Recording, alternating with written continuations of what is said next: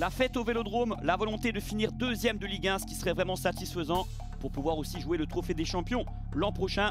Voilà 3 raisons qui suffisent à montrer que le match de demain, c'est pas un match de vacancier. Il va falloir gagner pour finir sur une très bonne note et faire plaisir à tout le peuple marseillais qui sera au Vélodrome. A noter aussi que la statue pour Bernard Tapie sera inaugurée demain avant le match. Donc là, on va présenter bien sûr cette rencontre comme d'habitude.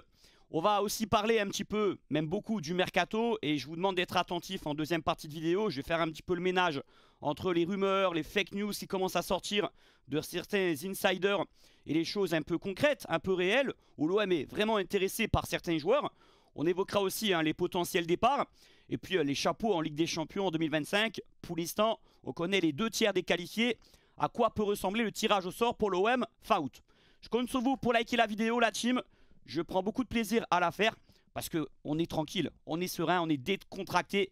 Et bien sûr, je serai en live demain soir pour vous commenter ce match.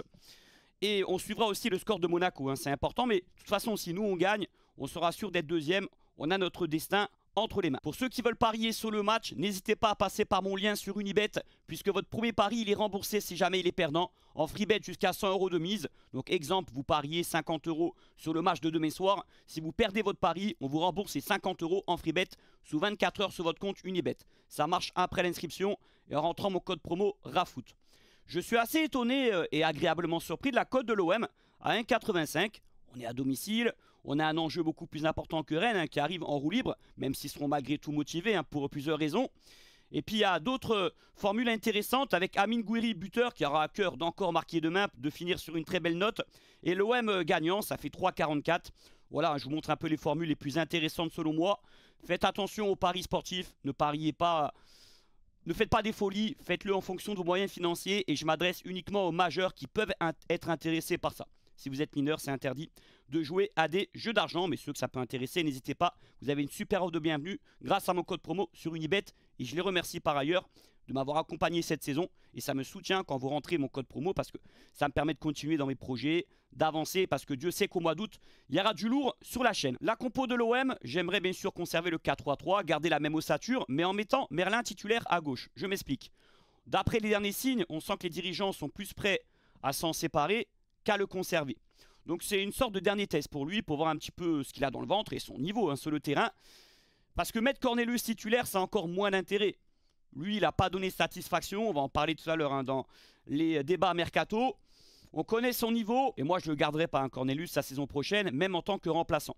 Donc c'est sûr qu'en défense centrale, on n'a pas beaucoup de solutions. Felipe, quel intérêt le mettre titulaire, surtout que c'est aussi un joueur que les dirigeants vont vouloir faire partir cet été. Tu mets Garcia aux côtés de Balerdi. Et puis Merlin à gauche, Murillo à droite. Milieu de terrain, Rabiot, Højbjerg et Rongier. Même si Bennacer sera de retour dans le groupe, on ne sait pas s'il sera prêt pour être titulaire. Il va rentrer en fin de match.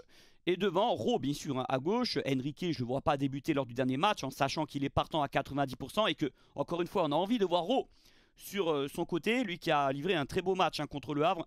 À droite, Greenwood et en pointe, Gouiri. D'ailleurs, je fais une petite parenthèse sur Gouiri qui nous a rapporté beaucoup de points dans cette deuxième partie de saison. C'est aussi grâce à lui qu'on est en Ligue des Champions. Mais ce qui m'impressionne le plus chez lui, c'est sa palette, à quel point il est complet. Il sait tout faire. Il est buteur, il est altruiste, passeur, il a le coup d'œil, il sait jouer dos au but. Il y a peut-être sur le jeu de tête qui peut s'améliorer, c'est vrai. Un des points cette saison où l'OM a été déficient, c'est sur les coups de pied arrêtés. Et Dieu sait qu'on en a obtenu pas mal. Quand on voit les statistiques, on est une des équipes qui a le plus de corners par exemple. Et combien de buts on a marqué. Et d'ailleurs, ça ne me plaît pas quand Gouiri les frappe. Il y a d'autres joueurs qui sont capables de le faire. Et n'allez pas me dire qu'on n'a pas des joueurs de taille pour marquer davantage. En tout cas, il y a une chose qu'on a remarqué dans cette fin de saison et depuis le passage, le retour en 4-3-3, c'est que l'OM se procure beaucoup plus d'occasions, est beaucoup plus créatif et beaucoup plus dangereux.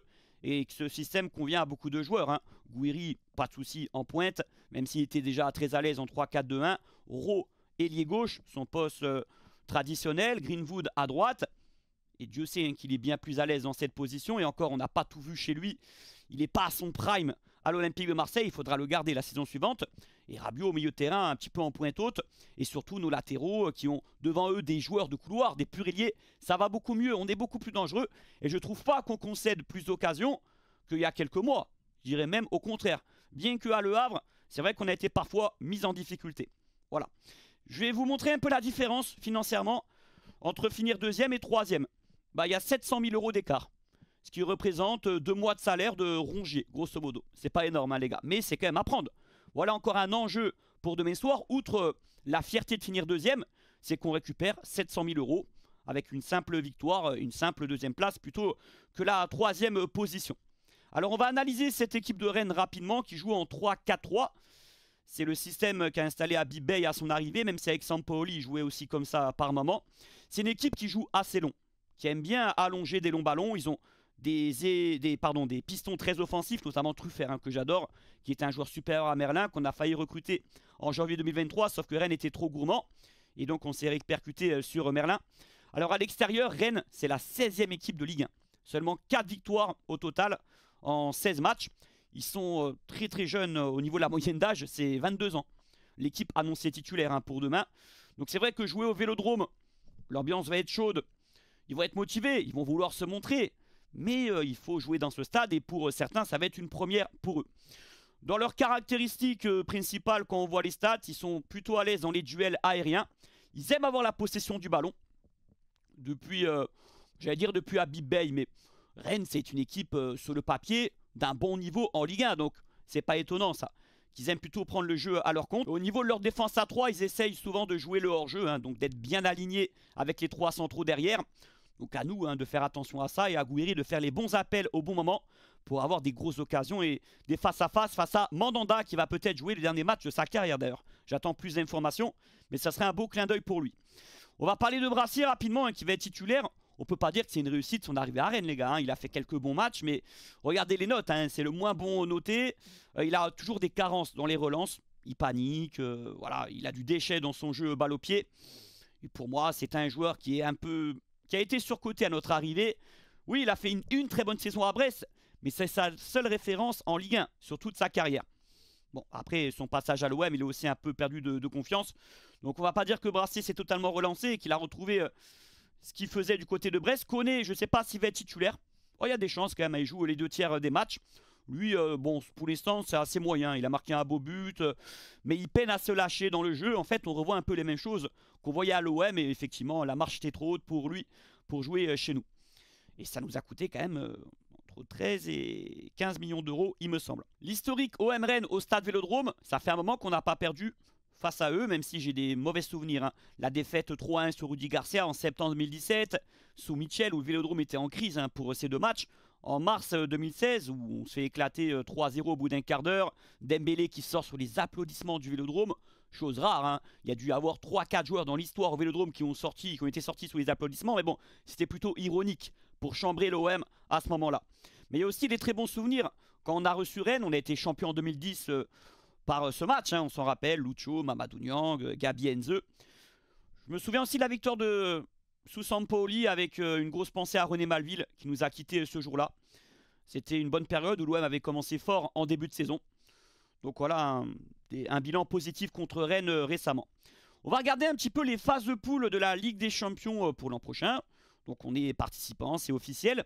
L'OM pour l'instant est chapeau 4, mais on peut rapidement passer dans le chapeau 3. Qu'importe les gars, quel que soit le chapeau où on sera, le tirage ça change rien.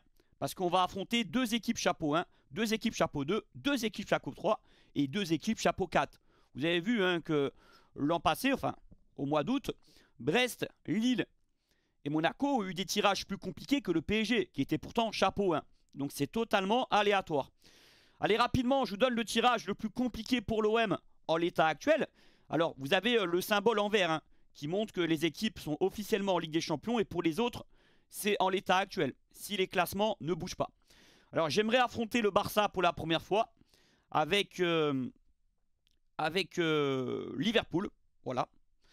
On ne pourra pas affronter 2 équipes d'un même pays dans le même chapeau. Voilà pourquoi je dis ça. Et je ne peux pas mettre Barça et Real Madrid. Donc, chapeau 1, je veux...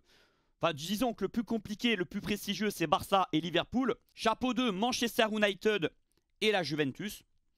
Ça, c'est prestigieux, hein. Vous imaginez accueillir la Juve au Vélodrome et United. On les a affrontés en 2011, hein, d'ailleurs, United en 8e de finale. Chapeau 3, jouer Naples, comme en 2013, avec, pourquoi pas, l'Ajax Amsterdam, même si ça arrivait récemment, hein, il y a un an. Et puis, chapeau 4, on pourrait affronter...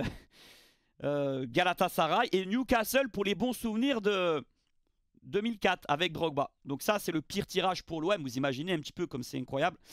Et on va dire le tirage le plus facile pour l'OM.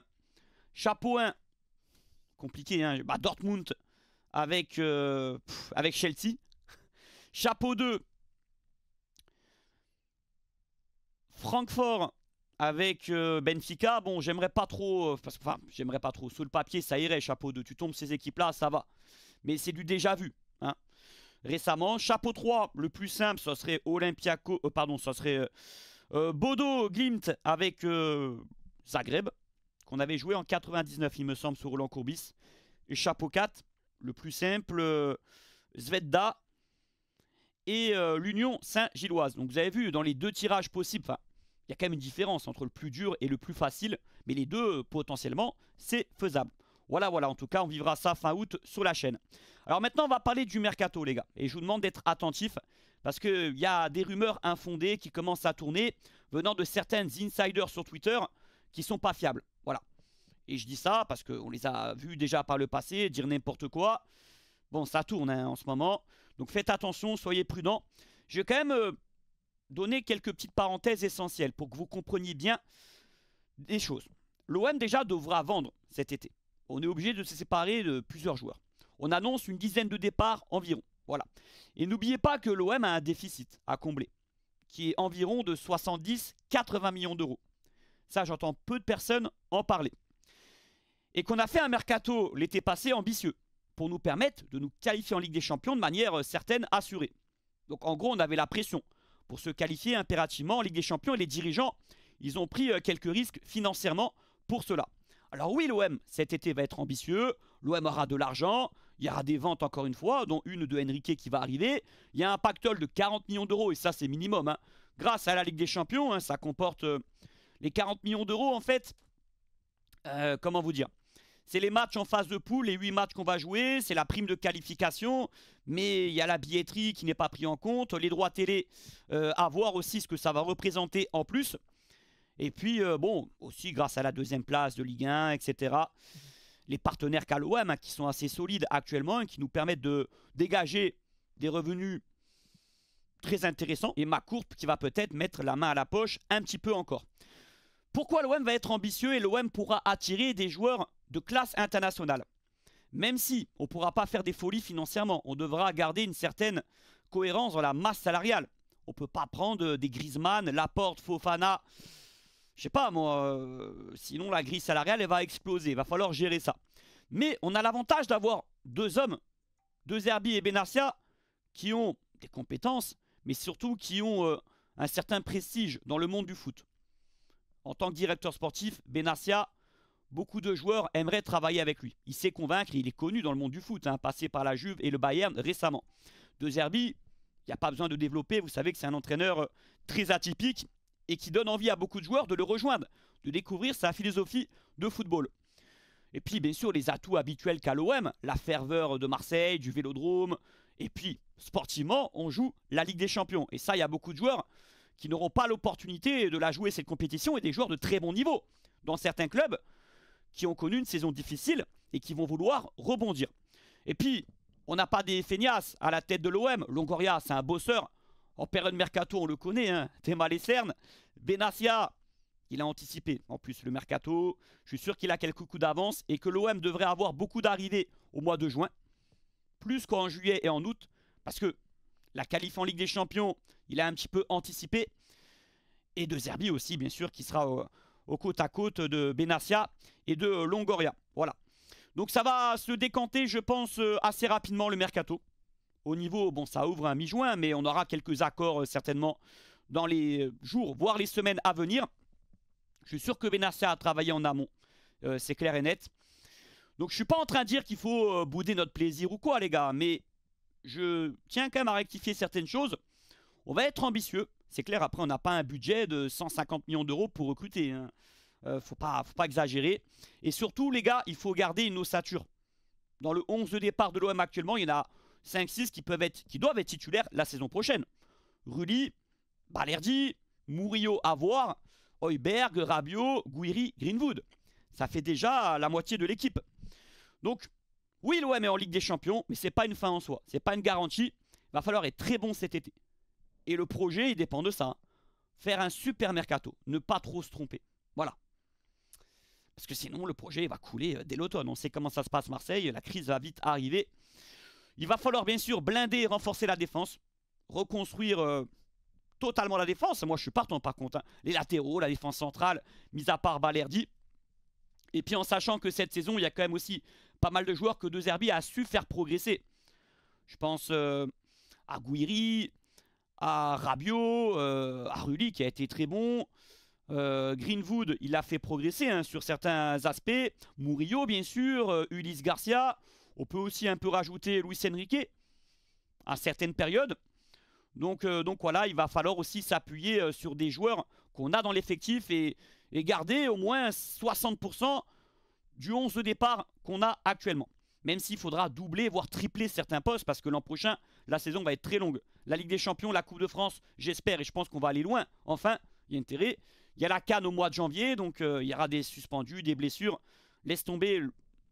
C'est banal de dire ça, c'est bateau, mais l'OM devra vraiment doubler, voire tripler les postes. Voilà. Donc j'ai tenu quand même à vous rectifier certaines choses. L'OM a un déficit à combler actuellement. Il va falloir vendre certains joueurs, dégager un peu la masse salariale. Et bien sûr, ensuite, on pourra recruter, être ambitieux, parce que beaucoup de monde voudra venir à l'OM et beaucoup de joueurs intéressants.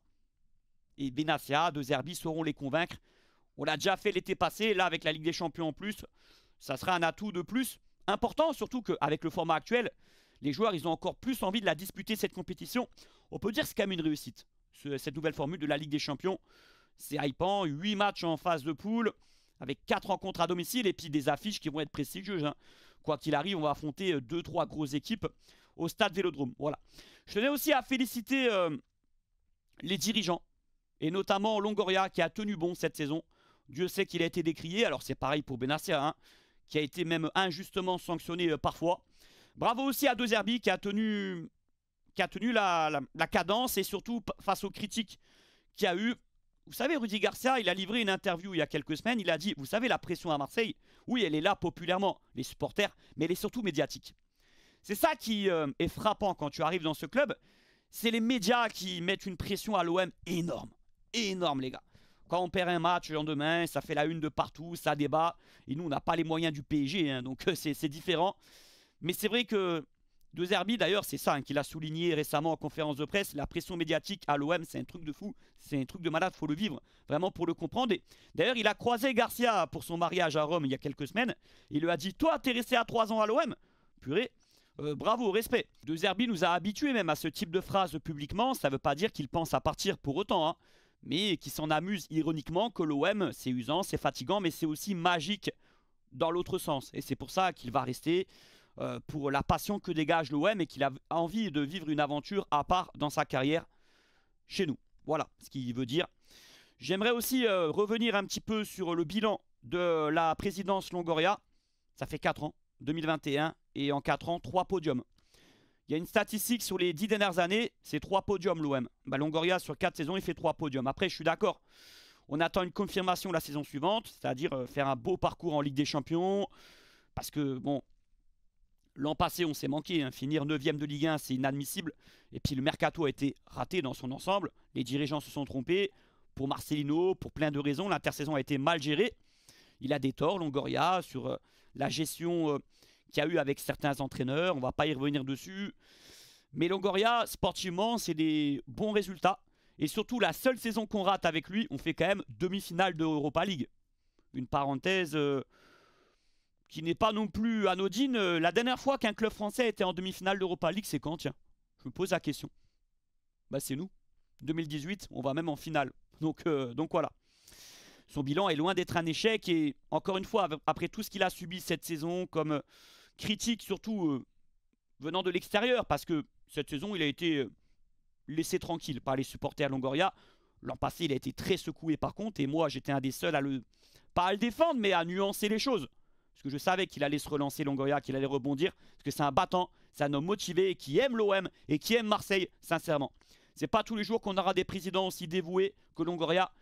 Et bon, j'entends peu de personnes le féliciter. Bon, quoique, il a fait un communiqué sur un réseau social il y a peu. Très bon communiqué d'ailleurs, rien à dire. Ça m'a fait rire, il a souligné le tifo OM Nantes, seul contre tous, la banderole des ultras. Alors les gars, il faut savoir, le seul contre tous, c'est une des phrases symboliques du Commando Ultra 84, qu'ils ont sorti depuis une trentaine d'années. Donc voilà, ils l'ont ressorti par rapport à ce qui s'est passé après Auxerre, donc c'était très approprié. Et d'ailleurs, moi-même, allez vérifier dans le titre de ma vidéo, après Auxerre OM, j'ai marqué seul contre tous en miniature. Donc je savais qu'ils allaient mettre une banderole comme ça le match d'après. Ça a marqué les esprits, hein, sous les réseaux sociaux, beaucoup de supporters en parlent.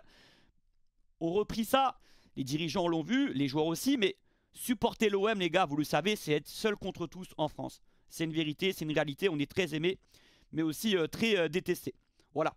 Et puis aussi, petit message aux médias, parce que l'OM cette année, comme d'habitude, hein, bon, j'irai pas dire que c'était non plus extrêmement pire que d'habitude, a été très secoué médiatiquement.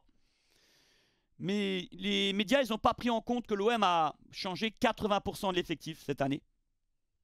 Et malgré tout, on est à l'heure actuelle deuxième de Ligue 1. Alors oui, on ne jouait pas la Coupe d'Europe, mais on n'a entendu que ça cette saison. L'OM ne joue pas la Coupe d'Europe. Et est-ce que c'est vraiment un avantage?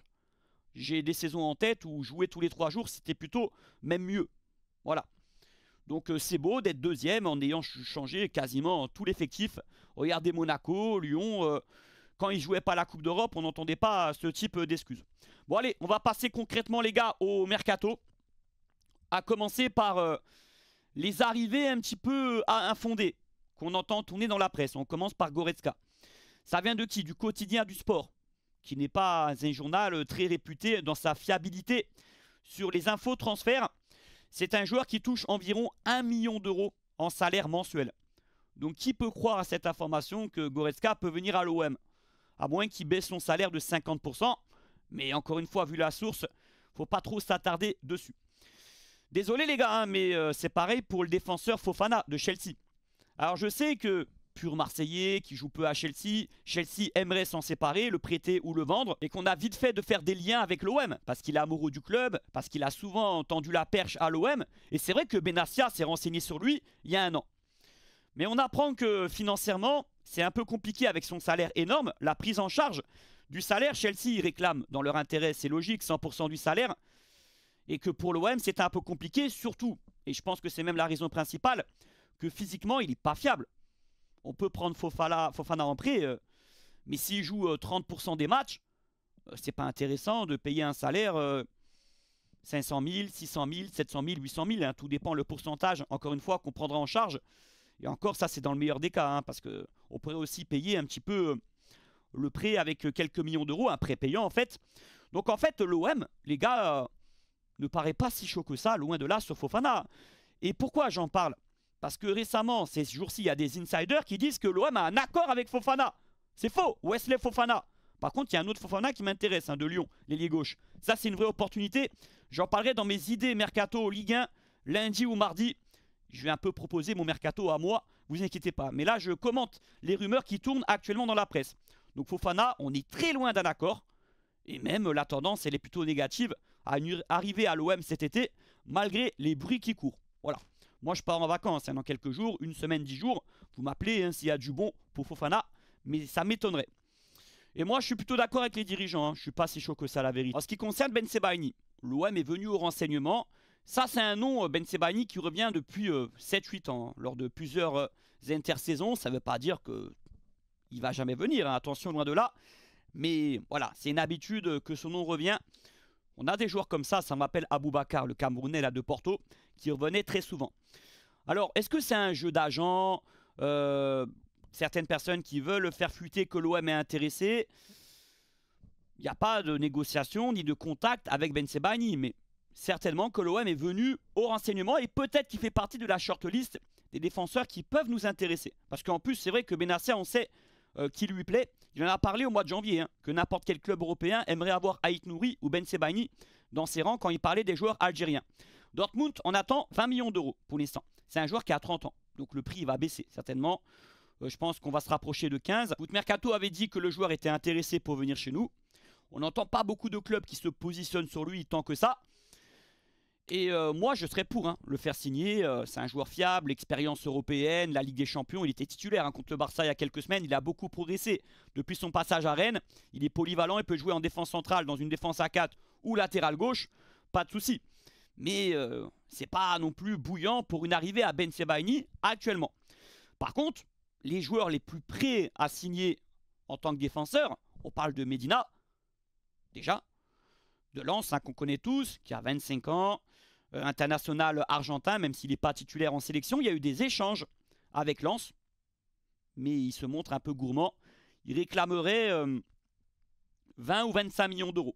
Donc c'est trop pour l'OM, mais le club pourrait revenir à la charge dans quelques temps, parce que dans l'intérêt de Lens, c'est de s'en séparer, surtout que le joueur ne voudra pas rester cet été chez eux. Donc ça c'est pareil, c'est un joueur que tu peux faire partir, allez, entre 15 et 20, parce que si c'est un club français, Lens ne fera pas vraiment de cadeau. Après, je mets quand même 2 petits bémols sur lui, les gars. J'aime bien ce joueur, mais j'ai pas envie de le survendre non plus. Déjà, il prend beaucoup de cartons. C'est le joueur de Ligue 1 qui a pris le plus de biscottes cette année. 22 cartons jaunes sur les 2 dernières saisons. Il est habitué dans un système à 3 défenseurs axiaux. Et là, l'an prochain, on va jouer à 90% avec une défense alignée à 4. Ça, c'est pas rien pour les automatismes, les repères, etc. Même si il serait aligné à Balerdi à ses côtés. Mais est-ce que c'est à le niveau Ligue des Champions? Une charnière Balerdi-Medina. Je vous pose la question, qu'en pensez-vous? Je cogite un peu sur ça. Et c'est vrai que quand on va parler mercato cet été, on va souvent se poser la question, est-ce que ces joueurs ont le niveau Ligue des Champions? Voilà. Mais l'OM est très intéressé par Medina. C'est une réalité, un peu plus que par Ben Sebaini actuellement.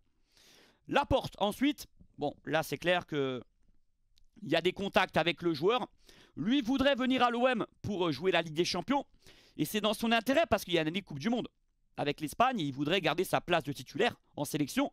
Et pour ça, venir en Europe et jouer la LDC, ça serait génial pour lui. Et puis à l'OM, il serait certainement titulaire. Enfin, si on prend Laporte, c'est pour partir titulaire en défense centrale. Après, l'OM, bien sûr, aimerait que le joueur résilie avec son club. Et ça serait une bonne nouvelle pour nous.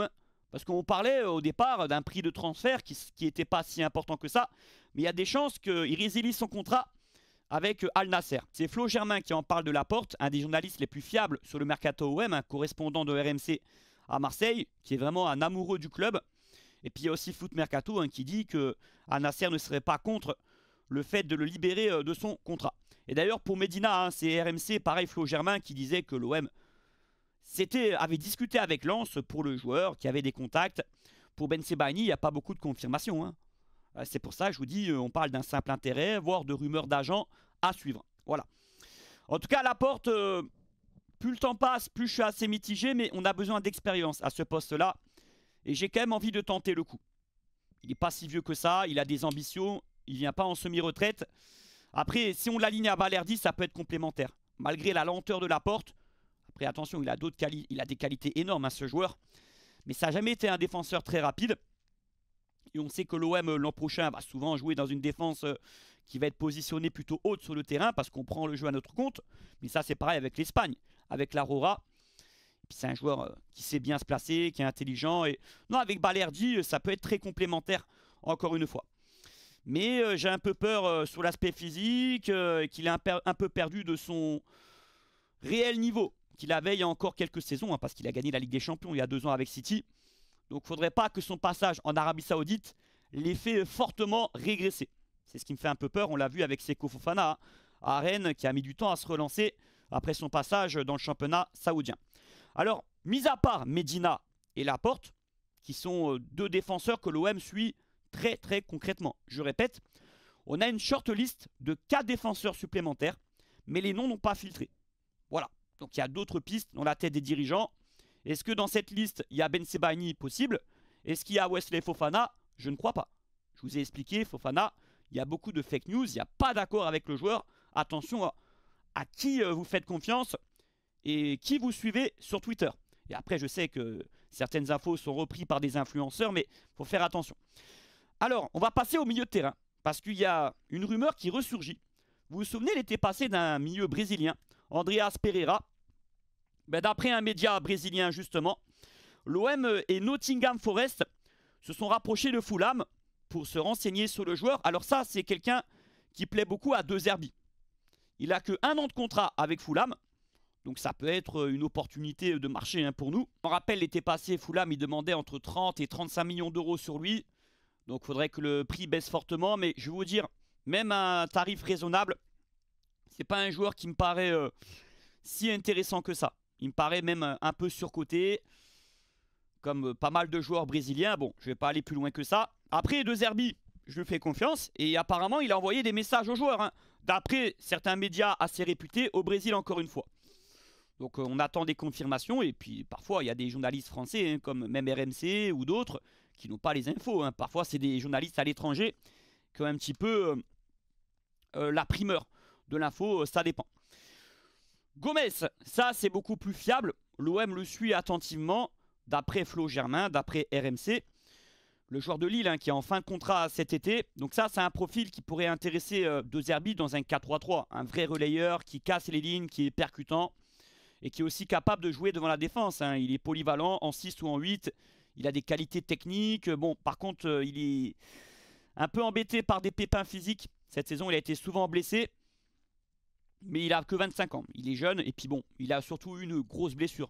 Sinon, à part ça, il n'est pas non plus si souvent blessé que ça. Quand on regarde sur les 4 dernières saisons, il a joué beaucoup de matchs avec le LOSC aux côtés de André, hein, devant la défense. Alors, concernant l'attaquant, parce que l'OM va prendre un 9 hein, cet été, c'est pas une priorité de mercato. Quand je dis ça, on va prendre un 9, mais on va surtout s'attarder à d'autres postes avant. Le secteur défensif, il nous faut un ailier gauche de grande qualité, hein, vraiment, parce que Enrique va partir, et c'est une position où, mis à part Jonathan Rowe, ben, gros point d'interrogation, la place est à prendre. Et on va aussi certainement bouger au milieu de terrain. Hein. Est-ce que Benasser va rester? Est-ce que Rongier va rester? Rabiot, normalement, c'est bon. Mais il y aura 1 ou 2 arrivées au milieu de terrain. Et puis, il faudra un avant-centre parce qu'il y a la canne. Et parce que Gouiri peut se blesser, etc. Mais on va regarder les opportunités de marché. Et que ça m'étonnerait qu'on débourse 30 millions d'euros, par exemple, pour un gros numéro 9. Moi, je suis assez d'accord avec les dirigeants de ce côté-là. Hein. Sincèrement, il faut avant tout prendre des latéraux de très bon niveau parce qu'on part de rien, hein, mis à part Murillo, la défense centrale et puis milieu de terrain, ailier gauche en priorité, je répète. Voir les gars à la position de Greenwood. S'il n'est pas là, on fait comment? Qui est capable de le remplacer poste pour poste? Bon, on bascule Rowe à droite, pourquoi pas? Mais c'est du bricolage. Hein. Heureusement qu'il n'a pas été blessé cette saison, Greenwood. Voilà. Donc c'est vrai que beaucoup de supporters aimeraient Sorloth, mais c'est gros salaire, sans la garantie d'être titulaire, parce qu'il ne faut pas mettre Gouiri à gauche, les gars, ça serait le brider, hein. Franchement, ce serait tellement dommage. C'est un 9. Après, je dis pas qu'il faut prendre un remplaçant, un mec de seconde zone. Il faut prendre un joueur supérieur à Mopé, à Mumbagna, qui eux devraient partir. Hein. Ils vont être poussés vers la sortie. On connaît comment fonctionne Longoria, il n'y aura pas de cadeau, et tant mieux quelque part. Et justement, maintenant, on va parler sur les potentiels départs. Les infos qui tournent ces jours-ci, parce que je répète, il y aura certainement une dizaine de départs cet été dans l'effectif. Donc là, j'ai parlé des potentiels arrivées, des rumeurs qui tournent actuellement. Et je vous proposerai des idées mercato la semaine prochaine avant de partir en vacances quelque temps. Vous inquiétez pas, j'ai des bonnes idées, je pense. Voilà. Dites-moi ce que vous en pensez de André Gomez, de Andreas Pereira, Laporte, Medina, voire Ben Sebaini, on va dire, c'est les joueurs que l'OM suit. En tout cas, vraiment, réellement. Alors déjà, Rongier, qui est en fin de contrat dans 1 an. Incertitude énorme, hein, Flo Germain en a parlé. Il y a des discussions pour qu'il prolonge. C'est dans l'intérêt de tout le monde. Hein. Même si on veut le vendre, ce serait mieux qu'il prolonge cet été. Et sinon, si Rongier ne veut pas prolonger, on fait comment, les gars? Est-ce que ça va être une Mbemba numéro 2? Bah ouais, les gars. Vous connaissez la nouvelle politique des dirigeants. Hein. Tu veux pas prolonger à 1 an de la fin de ton contrat, bah, tu vas être dans le loft. Est-ce qu'ils vont oser faire pareil avec Rongier? Bon, en tout cas, Rongier a ses exigences. Pas de souci, il a ses demandes, comme n'importe quel joueur. Et rappelez-vous de ce qu'il a dit à la Provence cet hiver, qu'il ne serait pas contre une expérience à l'étranger. Donc on n'en parle pas beaucoup, mais Rongier, je dirais qu'il y a 50% de chances qu'il quitte l'OM cet été. Hein. À voir, il faut qu'il prolonge. Sinon, le club va lui dire, bah, on va te vendre. Même si on va pas le vendre très cher. Hein. Il a 30 ans, 1 an de la fin de son contrat, ça va nous rapporter quelques millions d'euros. C'est dommageable hein, pour un joueur de cette qualité, aussi fiable. Qu'on a besoin dans l'effectif. Dans une saison, on va jouer plusieurs compétitions. Moi, je veux garder Rongier il va falloir qu'il prolonge au moins d'une saison supplémentaire. Et donc il voudra une augmentation de salaire, mais ça veut dire quoi, augmenter son salaire? Qui va toucher 400 000, 450, mais après il peut la mériter cette augmentation. Ça fait 6 ans qu'il est à l'OM, qui montre un niveau plutôt régulier. C'est pas non plus si fou que ça hein, comme demande de sa part. Mais après il faut voir ce que l'OM a en tête. Est-ce qu'on veut tourner la page de Rongier aussi hein, du côté des dirigeants? Je suis pas sûr hein, parce que De Zerbi l'apprécie vraiment. Est-ce que c'est le bon moment de le vendre? Rabiot, l'OM va essayer de le prolonger. Alors ça serait génial, hein, parce que quand il est arrivé Rabiot, on s'est dit, lui, il va partir libre. Il va rester 2 saisons, parce que son contrat, il court sur 2 saisons. Hein, donc l'an prochain, il est libre. L'OM serait prêt à faire des efforts financiers, donc à augmenter encore son salaire. C'est normal, vu sa saison exceptionnelle qu'il a faite. Et Dieu sait qu'il y a un OM avec Rabiot et sans Rabiot, c'est le pilier au milieu de terrain.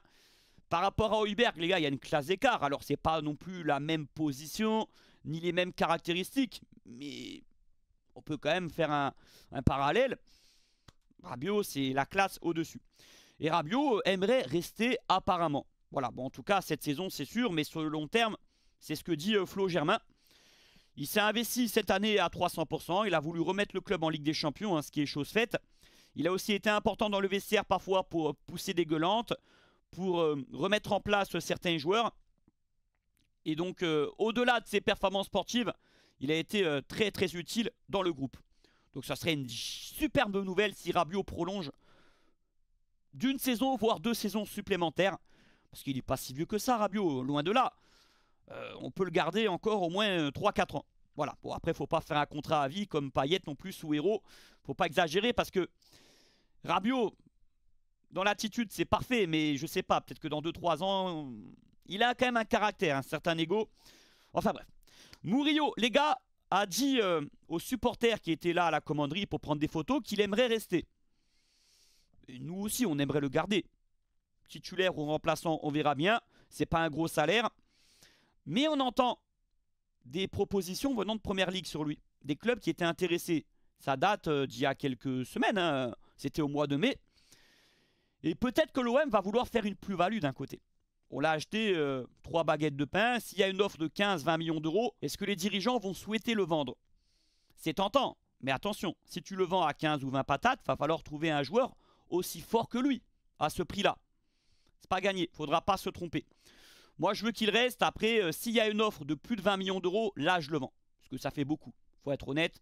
C'est un soldat, c'est un guerrier, c'est quelqu'un de fiable.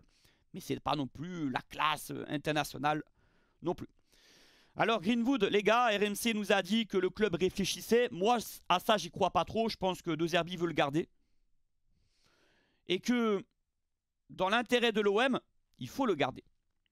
Dans ce système en 4-3-3, je pense pas qu'on a encore vu la meilleure version de Greenwood à l'OM. Il sera surmotivé pour jouer la Ligue des Champions. Il a, quoi qu'on dise, une très bonne relation avec De Zerbi, qui est capable de le bousculer, de titiller, mais au final, il s'apprécie. Vous avez vu l'image après le match au Havre. Ils étaient côte à côte en train de faire des photos. Et pourtant, ça a chauffé hein, cette saison. De Zerbi a osé le mettre sur le banc. Plusieurs matchs d'affilée. Il y a des rumeurs, mais est-ce que c'est fiable qu'il y a des clubs saoudiens qui se renseignent sur lui? Et aussi que lui aimerait retourner en Angleterre pour des raisons perso, familiales, comme beaucoup d'Anglais hein, qui apprécient être chez eux. Mais ça vient de médias étrangers, je ne sais pas si c'est vrai. On aura des réponses aujourd'hui parce qu'il est en conférence de presse. Et à l'heure où je tourne cette vidéo, je ne sais pas ce qu'il va dire. Mais j'espère qu'il va être rassurant. Hein. Putain, j'espère, ça va être important ça. Parce que oui, on aura des éléments de réponse tout à l'heure. Alors Benasser, vous savez qu'on doit lever l'option d'achat cet été, hein, qui est de 13 millions d'euros. Les dirigeants ont confiance en lui. Ils ont envie de tenter le coup. Et que De Zerbi l'apprécie. Hein. D'ailleurs, c'était une opportunité, les gars, cet hiver. Benasser, on savait qu'il n'était pas prêt cette saison. Il a eu des pépins physiques.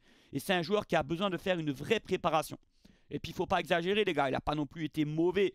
Il a fait des bons matchs, des bonnes entrées. On sent qu'il n'est pas encore en forme. Et c'est pas cher, 13 millions d'euros. Et lui, il connaît la Ligue des Champions, merde. Avec le Milan AC, il a joué une demi-finale il y a 2 ans. Et lui, c'est un battant, c'est un guerrier. Hein. Il va être surmotivé cet été. Hein. Il va avoir l'envie de tout casser. Il est de Marseille quasiment. Bon, Benasser, les gars, j'aimerais bien le garder, sincèrement, au milieu de terrain. Après, il y aura la concurrence. Hein. S'il n'est pas à la hauteur, bah, voilà, il pourra... Je ne sais pas si ce sera un titulaire ou pas. Tout dépendra de son niveau. Mais il sera utile. l'an prochain, en effet, il y a une part de risque, certes, c'est qu'il soit de temps en temps blessé. Et là, en effet, on aurait un joueur qui servira à rien. On paierait son salaire de 400 000 € par mois pour qu'il soit à l'infirmerie. Et là, bien sûr, on serait perdant dans l'affaire. Donc en espérant qu'il n'ait pas de pépins physiques l'an prochain, ou du moins quasiment pas.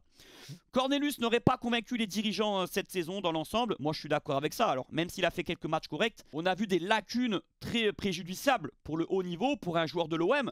Sa lenteur extrême. Il n'est pas très bon dans la relance, il commet beaucoup de fautes, il prend des cartons. En fait, à l'inverse, je ne vois pas beaucoup de qualité. Donc même en tant que remplaçant, je ne garde pas Cornelius. Il faut le vendre. On va en tirer 2-3 millions d'euros, pas plus. Il est arrivé pour combien il y a un an? Pour quasiment rien du tout.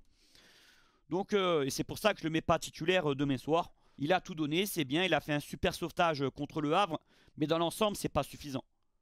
L'an prochain, on n'a pas fini d'avoir quelques crises en voyant Cornelius sur le terrain, même pour être sur le banc, pour rentrer en cas de besoin. Pour moi, c'est pas fiable, on serait pas tranquille avec lui. Et puis s'il y a des blessures, il va jouer certains gros matchs, c'est inévitable. Et avec un joueur pareil, non, c'est pas à la hauteur, ça n'a pas le niveau pour jouer à l'Olympique de Marseille, dans un OM ambitieux du moins. Tu me dirais l'OM de La Brune, de Mitchell ou autre, ok, on a eu des Ubokan, des Sertic, des Rekic et autres. Mais c'est pas un joueur en plus qui va progresser, Cornelius. Il a quasiment 30 ans, donc non, voilà. Merci pour cette saison malgré tout. Il a fait ce qu'il a pu, mais c'est pas à la hauteur. Je m'arrête là pour cette vidéo, les amis. J'aurais pu aussi évoquer quelques autres cas, comme Ounahi, comme Harit, que l'OM va chercher à vendre, comme Neil Mopé, comme Mumbagna. Mais je vais le faire un petit peu plus tranquillement la semaine prochaine, parce que sinon la vidéo serait trop longue. On aura le temps, vous inquiétez pas, on va faire des trucs sympas. N'hésitez pas à liker, les gars. En bas de la vidéo, un petit pouce bleu, c'est très important pour le soutien. Je compte sur vous pour passer demain, pendant le match OM Rennes ou avant le match, qu'on débatte ensemble sur l'actu mercato. Qu'on fasse la fête demain soir au Vélodrome avec, j'espère, une deuxième place et une belle victoire. Et puis, ceux qui veulent encore une fois parier sur le match ou sur le multiplex demain soir aussi, vous pouvez faire un combiné avec plusieurs matchs. Vous pouvez passer par Unibet par mon lien. Je répète, l'offre de bienvenue avec mon code promo RAFOOT, c'est en description le lien. Votre premier pari, il est remboursé s'il est perdant, jusqu'à 100 € de mise maximum en free bet sous 24 heures sur votre compte Unibet. Voilà, pour les majeurs uniquement, n'hésitez pas à profiter de cette offre de bienvenue avec le lien en description encore une fois. Ça me soutient, je remercie Unibet qui m'a accompagné toute la saison. Adresse uniquement aux majeurs et à ceux que ça peut intéresser. Soyez raisonnables, les jeux d'argent ça peut être dangereux, ne faites pas n'importe quoi. Je pense avoir été complet sur le mercato, sur l'avant-match OM Rennes, même si je ne me suis pas trop étalé dessus. C'est le dernier match de la saison. Nos joueurs vont vouloir bien finir, on l'espère en tout cas. Forza l'OM et à demain soir la team.